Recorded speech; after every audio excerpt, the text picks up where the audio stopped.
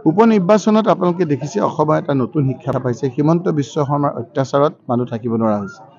ক্ষমতাৰ ৰাগীত বলিয়াল হৈ তেওঁ যি পুলিচৰ অসমৰ এটা ঐতিহ্য সুদাম আছিল, তাৰ মুষ্টিমেয় 0.01 পুলিচ লক তেওঁ ব্যৱহাৰ কৰি গোটেই পুলিচ বিভাগটোক বদনামী কৰি পেলাইছে।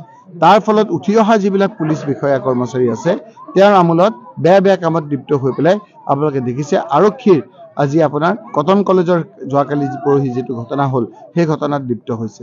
সেইকাৰণে মই কৈছোঁ যে মুখ্যমন্ত্ৰী ডাঙৰীয়াই আজি যিকোনো প্ৰকাৰে ক্ষমতাত বৰ্তি হৈ তেওঁ ক্ষমতাত বৰ্তি থাকিবৰ কাৰণে পুলিচ এডমিনিষ্ট্ৰেশ্যন আৰক্ষী লৈ যিদৰে আপোনাৰ বিভিন্ন নিৰ্বাচনত অৱতীৰ্ণ হৈছে, এই কথাবিলাক বহুত চিন্তনীয় হৈছে। সেইকাৰণে আপোনালোকে চাব যে 2026 নালাগে, তাৰ আগতেই হিমন্ত বিশ্ব শৰ্মাৰ পতন হ'ব। যেতিয়া চাকি নুমুৱাৰ সময় হয় তেতিয়া খুবকৈ জ্বলে। এতিয়া হিমন্ত বিশ্ব শৰ্মাই খুবকৈ জ্বলিছে, তাৰমানে তেওঁৰ চাকিটো এতিয়া নুমুৱাৰ সময় হৈছে। 2026 কংগ্ৰেছৰ নেতৃত্বত চৰকাৰ হ'ব, হিমন্ত বিশ্ব শৰ্মাৰ চৰকাৰ পতন।